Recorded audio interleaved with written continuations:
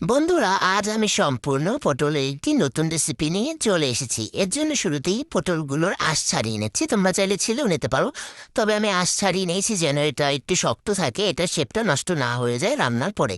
তো এটাকে খুব ভালোভাবেই আমি আঁশগুলোকে ছাড়িয়ে নিয়েছি একটু ছুরির সাহায্যে। সেমভাবেই আমি সবগুলো পটলেরই আঁশ ফেলে দেব। তারপরে আমি পটলগুলোর দুপাশ কেটে বাদ দিয়ে এগুলোকে খুব ভালোভাবে ধুয়ে পরিষ্কার করে নিয়েছি।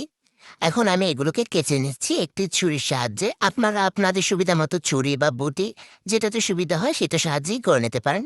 আমি সবগুলোকে দুই পাশ থেকে ভালো করে কেচে নিয়েছি যাতে মশলাগুলো ভিতরে ভালোভাবে ঢুকতে পারে।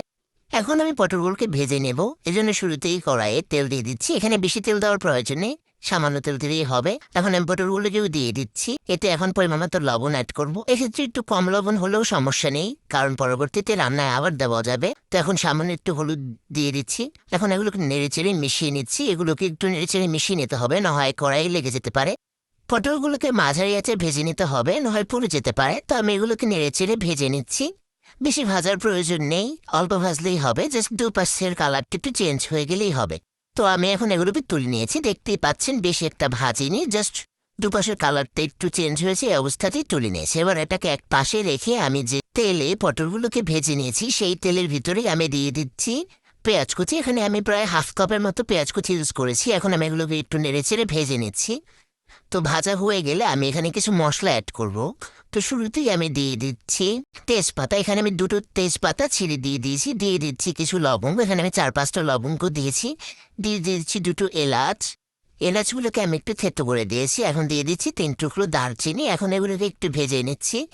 ভেজে নিলে এই মশলাটার ঘ্রাণটা খুব সুন্দরভাবে বের হয়ে আসবে।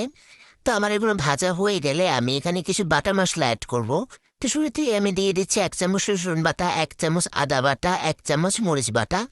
তো আমি এখন এগুলোকে একটু ভেজে নিব। এগুলোকে ভাজলে এটার ভিতরে যে কাঁচা গন্ধটা সেটা চলে যাবে। অবশ্যই এটাকে খুব ভালোভাবে ভেজে নিতে হবে, না হয় একটা কাঁচা গন্ধ থেকে যেতে পারে। তো আমার ভাজা হয়ে গেছে। এ পর্যায়ে আমি দিয়ে দেবো গুঁড়ো মশলা।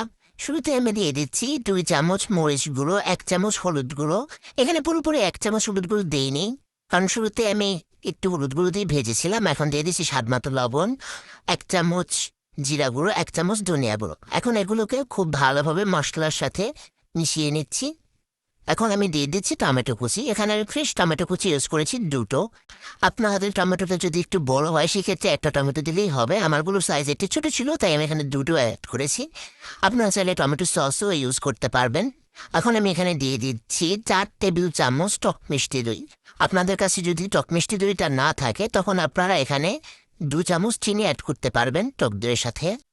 আমি মশলাটাকে একটু পানি দিয়ে কষিয়ে নিচ্ছি। মশলাটাকে একটু অনবরত নেড়েচেড়েই কষিয়ে নিতে হবে, না হয় তলায় লেগে যেতে পারে। এটাকে যতটা ভালোভাবেই কষানো হবে এটার টেস্ট ততটাই বেড়ে যাবে। তাই চেষ্টা করবেন একটু সময় নিয়ে এটাকে নেড়েচেড়ে খুব ভালোভাবেই কষিয়ে নিতে। এখন এই পর্যায়ে আমি এখানে হাফ চামচ চিনি অ্যাড করব। এটা চাইলে স্কিপও করতে পারেন, তবে এটা ইউজ করলে তরকারির কালারটা অনেক সুন্দর হয়ে যাবে। তো আমি এখন এটাকে খুব ভালোভাবে নেড়েচেড়ে কষিয়ে নিচ্ছি। তো আমার যখন কষানো হয়ে গেছে এখন আমি এখানে পরিমাণ মতো পানি দিয়ে দিচ্ছি। এখানে আমি বেশি পানি দেব না। এখানে আমি 12টা পটল নিয়েছিলাম বড় সাইজের, তো সেই অনুযায়ী আমি এখানে 2 কাপ পানি দিয়েছি। বেশি পানি দেওয়ার প্রয়োজন নেই। তো আমি এখন এগুলোকে ঢেকে একটু পানিটা গরম করে নিচ্ছি। পানিটা যখন একদম ফুটে উঠেছে এ পর্যায়ে আমি আমার সেই ভিজে রাখা পটলগুলোকে এটার ভিতরে দিয়ে দিচ্ছি। পটলগুলোকে আমি এখন ঢেকে হাই হিটে রান্না করে নিচ্ছি। 5 মিনিট পরে ঢাকনাটাকে তুলে নিচ্ছি।